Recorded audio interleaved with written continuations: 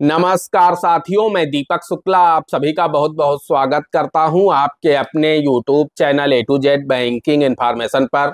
साथियों, आज के इस वीडियो में हम चर्चा करेंगे कि केसीसी लोन यानी किसान क्रेडिट कार्ड लोन की क्या एलिजिबिलिटी क्राइटेरिया होती है। यानी केसीसी लोन लेने के लिए कौन कौन से लोग पात्र होते हैं, केसीसी लोन प्राप्त करने की कौन कौन सी पात्रता शर्तें होती हैं। जो लोग सरकारी कर्मचारी हैं, चाहे वो राज्य सरकार में हो या फिर केंद्र सरकार में हो, उनको केसीसी लोन मिल सकता है, नहीं मिल सकता है। और भी बहुत सारे डाउट हैं आप लोगों के मन में कि केसीसी लोन की एलिजिबिलिटी क्राइटेरिया क्या होती है। दोस्तों, 6 पॉइंट होते हैं बहुत ही महत्वपूर्ण केसीसी लोन को प्राप्त करने के लिए। अगर आप उन 6 मानकों को पूरा करते हैं तो ही आपको केसीसी लोन मिल सकता है, क्योंकि 2025 में केसीसी लोन की कुछ एलिजिबिलिटी क्राइटेरिया में बदलाव किया गया है, जिसकी जानकारी हम आपको इस वीडियो के माध्यम से देने वाले हैं कि अब कौन कौन से लोग केसीसी लोन के लिए एलिजिबल होंगे, किन लोगों को बैंक से केसीसी लोन आसानी से प्राप्त हो सकता है। साथ ही हम इस वीडियो में यह भी जानकारी देंगे कि केसीसी लोन में कौन कौन से आवश्यक दस्तावेज लगते हैं, यानी कौन कौन से डॉक्यूमेंट लगते हैं, ताकि उनको ले जाकर के आप बैंक से रुपए 5 लाख तक का केसीसी लोन सिर्फ 4% वार्षिक ब्याज दर पर प्राप्त कर सके। आइए वीडियो में आगे बढ़ते हैं, आपको डिटेल से पूरी जानकारी देते हैं, आपको केसीसी लोन की एलिजिबिलिटी क्राइटेरिया बताते हैं, साथ ही उसमें लगने वाले आवश्यक दस्तावेज भी बताते हैं। लेकिन उससे पहले आप सभी लोगों से मेरी एक छोटी सी रिक्वेस्ट है, वीडियो पसंद आ जाए तो वीडियो को एक लाइक कर देना। चैनल पर नए हैं, पहली बार आए हैं, इसी तरह के वीडियो आगे भी देखना चाहते हैं तो हमारे इस channel A to Z banking information को सब्सक्राइब करके साथ में बेल आइकन को जरूर प्रेस कर लीजिएगा, ताकि जैसे हम इस तरह का कोई भी दूसरा वीडियो अपलोड करें तो उसका नोटिफिकेशन आपको सबसे पहले मिले। चलिए शुरू कर लेते हैं। दोस्तों, आप सभी को पता है अभी तक केसीसी में रुपए 3 लाख तक का केसीसी लोन 4% की वार्षिक ब्याज दर पर मिलता था। अभी इस बजट 2025 में फरवरी में वित्त मंत्री निर्मला सीतारमण जी ने जो बजट पेश किया है, उसमें उन्होंने ऐलान कर दिया है कि अब आप लोगों को जो केसीसी लोन मिलेगा वो रुपए 5 लाख तक 4% की वार्षिक ब्याज दर पर मिल सकेगा। किसान credit cards facilitate short term loans for 7.7 crore farmers, fishermen and dairy farmers. The loan limit under modified interest subvention scheme will be enhanced from 3 lakh rupees to 5 lakh rupees. यानी आप लोगों को जो 3% की सब्सिडी मिलती थी अभी तक रुपए 3 लाख तक के लोन पर, अब आपको 5 लाख रुपए तक के लोन पर भी 3% सब्सिडी का लाभ मिल सकेगा। तो आखिर उस लोन को प्राप्त करने के लिए कौन सी पात्रता शर्तें होती हैं, आइए सबसे पहले हम एलिजिबिलिटी क्राइटेरिया ही जान लेते हैं कि आखिर कौन कौन सी पात्रता शर्तें होती हैं। दोस्तों, सबसे पहली जो शर्त होती है वो ये होती है कि आप भारत के नागरिक होने चाहिए। जी हां, आप भारत देश के मूल निवासी होने चाहिए, तभी आप बैंक से केसीसी लोन प्राप्त कर सकते हैं। दूसरी शर्त होती है आपकी उम्र 21 वर्ष पूर्ण हो चुकी हो, यानी जो भी केसीसी लोन के लिए आवेदन कर रहा है उसकी उम्र कम से कम 21 वर्ष पूरी हो चुकी हो, तभी बैंक से उसे केसीसी लोन मिल सकता है। अब आते हैं तीसरे पॉइंट पर। तीसरी शर्त दोस्तों ये होती है कि आपका जो सिविल स्कोर है वो कम से कम 675 से प्लस होना चाहिए।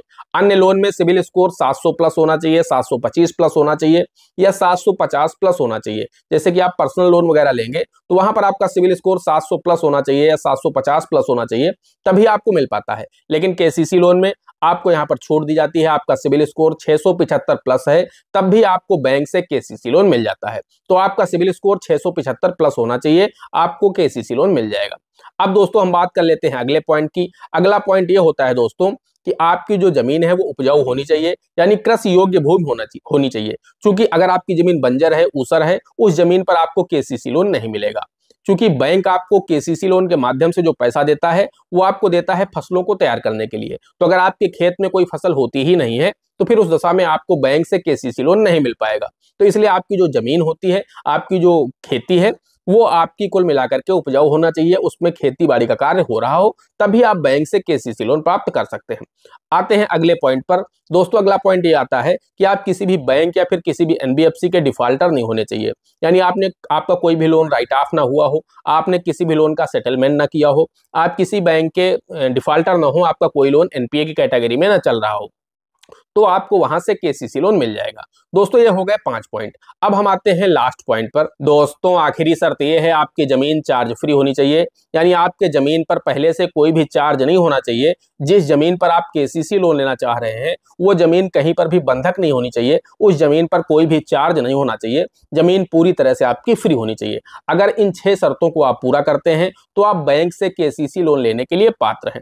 अब आइए अब हम डॉक्यूमेंट को जान लेते हैं कि अगर आप केसीसी लोन लेना चाहते हैं, इन 6 शर्तों को आप पूरा कर रहे हैं, आप सरकारी कर्मचारी हो राज्य सरकार के या केंद्र सरकार के, आपको केसीसी लोन मिल सकता है। उसमें कोई भी दिक्कत नहीं होती है। आप किसान हो या आप किसी गवर्नमेंट सर्वेंट हैं, कोई दिक्कत नहीं। आपके नाम पर अगर कृषि योग्य भूमि है, आपकी जमीन में खेतीबाड़ी का कार्य होता है, तो निश्चित रूप से आप बैंक से केसीसी लोन प्राप्त कर सकते हैं। आप किसी भी सर्विस में हो, इससे कोई लेना देना नहीं होता है। अब हम डॉक्यूमेंट को जान लेते हैं कि कौन से डॉक्यूमेंट लगेंगे। तो दोस्तों, उसके लिए आपको खतौनी देनी होगी, यानी जो इंतखाब होती है, जो जमीन का दस्तावेज होता है, जमाबंदी जिसे आप लोग बोलते हैं, अलग अलग स्टेट में अलग अलग नाम से इसे जाना जाता है। जो जमीन का मुख्य दस्तावेज होता है, जिससे पता चलता है कि इस जमीन का मालिक कौन है, तो वो राजस्व विभाग से आपको सर्टिफाइड कॉपी मिलती है। वहां पे आपको तहसील यानी जो तालुका होता है वहां पर जाना है, वहां से सर्टिफाइड कॉपी आपको विंडो से मिल जाती है। वो आपको लेकर के आना ही है। साथ में आपको लेखपाल महोदय से खसरा बनवाना है, जिसमें फसल चक्र लिखा होता है कि इसमें कौन कौन सी फसलें आपके खेत में बोई जाती हैं। अब तो कई जगह पर ऑनलाइन खसरा भी निकलने लगा है, अभी कई जगह पर ऑफलाइन ही निकलता है। तो ऑफलाइन के लिए आपको लेखपाल महोदय के पास जाना होगा। आपके खेत में जो भी फसलें बोई जाती हैं, वो फसलें उसी में लिखी जाएंगी। आपका जो खसरा होता है बहुत ही महत्वपूर्ण दस्तावेज होता है। वो आपकी केसीसी की लिमिट को बढ़ाने में और कम करने में बहुत ही सहायक होता है। अगर आपके खसरे में ज्यादा लागत वाली फसलें हैं, तो निश्चित रूप से आपकी जो केसीसी की लिमिट है वो ज्यादा हो जाएगी। वहीं अगर आपके खसरे में कम लागत वाली फसलें लिखी हैं, तो आपकी केसीसी की लिमिट कम बनेगी। क्योंकि बैंक आपको जो पैसा दे रहा है केसीसी के माध्यम से, वो आपकी फसलों की लागत का पैसा आपको दे रहा। जमीन आपकी कीमती है, कीमती नहीं है, इससे कोई लेना देना नहीं है। जमीन आपकी सर्किल रेट क्या है, इससे भी कोई लेना देना नहीं है। यानी कुल मिलाकर के आपकी जमीन की वैल्यू से केसीसी लोन पर कोई भी प्रभाव नहीं पड़ता है। प्रभाव पड़ता है तो सिर्फ और सिर्फ आपके खेत में बोई जाने वाली फसलों से। अगर महंगी फसलें आपके खेत में बोई जा रही हैं, लेखपाल महोदय ने खसरे में लिख के दे दिया है, तो आपकी केसीसी की लिमिट ज्यादा हो जाएगी। वहीं अगर कम लागत वाली फसलें आपकी खसरे में लिखी हैं, तो आपकी केसीसी की लिमिट कम हो जाएगी। तो खसरा हो गया, ये आपको ले आना है। अगर ऑनलाइन निकलता है तो ऑनलाइन लाना है, ऑफलाइन निकलता है तो आपको लेखपाल महोदय के पास जाना है, उनसे लेकर के आना है। जो पटवारी होते हैं उनके पास मिलता है, उनसे आपको ले आना है। वो हाथ से लिख करके आपको दे देते हैं। इसके साथ में आपको 10 रुपए के स्टाम्प पर एक हलफनामा देना होता है कि बैंक की जो भी नियम शर्तें हैं हम उनका पालन करेंगे। जमीन पहले से कहीं भी बंधक नहीं है, जो भी बैंक की शर्तें उनको हम पूरा करेंगे। यानी जो भी गाइडलाइन होती है बैंक की, उसमें आपको लिखना है कि हम उन मानकों को पूरा करेंगे। हम जो भी जानकारी आपको दे रहे हैं पूरी तरह से सत्य दे रहे हैं, इसमें कोई भी जानकारी असत्य नहीं है। एक एफिडेविट आपको देना होता है 10 रुपए के स्टाम्प पर। इसके साथ ही साथ आपको 4 पासपोर्ट साइज के फोटो देने होते हैं। अपने केवाईसी डॉक्यूमेंट देने होते हैं, जैसे कि आधार कार्ड, पैन कार्ड।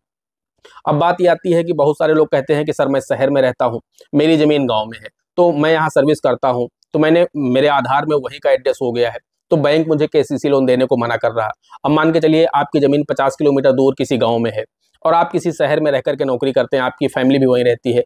अब वहीं आपने घर बना लिया है या नहीं भी बनाया है, किराए पर रहते हैं, तब भी आपने आधार जब बनवाया तो आधार में आपका एड्रेस वहीं का है।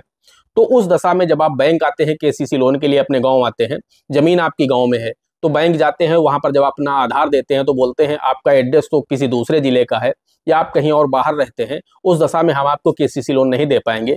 तो उसका भी एक सोल्यूशन होता है दोस्तों। उसका सोल्यूशन ये है कि आपको अपना आधार पैन तो देना ही देना है, साथ ही आपको एक लोकल एड्रेस प्रूफ देना होता है।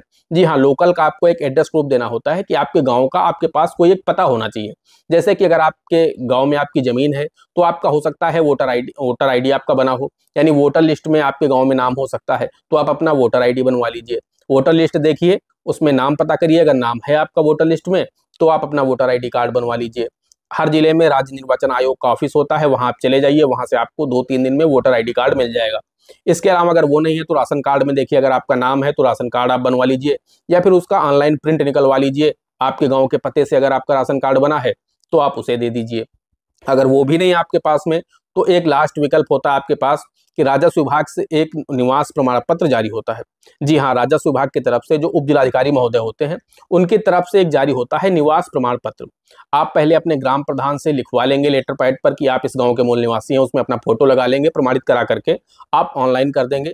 वो आपका जो ऑनलाइन करेंगे निवास प्रमाण पत्र के लिए एप्लीकेशन, वो चला जाएगा आपके जो संबंधित लेखपाल यानी जो पटवारी होंगे उनके पास जाएगा। वो जांच करेंगे, देखेंगे कि हाँ आपकी जमीन गांव में है, आप यहाँ के मूल निवासी हैं, तो वो अपनी रिपोर्ट लगा देंगे। उसके बाद फिर उप जिलाधिकारी के पास चला जाएगा, वो साइन कर देंगे। 4 से 5 दिनों में वो भी ऑनलाइन निकल आता है और आप उसे निकलवा लीजिए, वो बैंक को दे दीजिए, तो भी आपको बैंक से आसानी से केसीसी लोन मिल जाएगा। तो दोस्तों ये शर्तें होती है, ये डॉक्यूमेंट होते हैं। मैंने आपको पहले भी बताया कि आप किसी भी सर्विस में हो, सरकारी हो, प्राइवेट सर्विस में हो, आप कुछ भी करते हैं, अगर आपके नाम पर कृषि योग्य भूमि है तो आप बैंक से केसीसी लोन ले सकते हैं। ये जरूरी नहीं है कि आप खेती बाड़ी करते हैं तभी आपको केसीसी लोन मिलेगा। कोई जरूरी नहीं है। अगर आपके नाम पर कृषि योग्य भूमि है, आप कोई सर्विस करते हैं, तब भी आप बैंक से केसीसी लोन ले सकते हैं। इसके लिए आप एलिजिबल हैं। दोस्तों आशा करते हैं आपको वीडियो पसंद आया होगा, आपको पता चल गया होगा कि केसीसी की क्या एलिजिबिलिटी क्राइटेरिया होती है और कौन कौन से डॉक्यूमेंट लगते हैं जिससे आपको आसानी से केसीसी लोन मिल जाता है। दोस्तों आज के वीडियो में इतना ही, मिलते हैं अगले वीडियो में किसी अगले इंटरेस्टिंग टॉपिक के साथ। तब तक के लिए जय हिंद, जय भारत।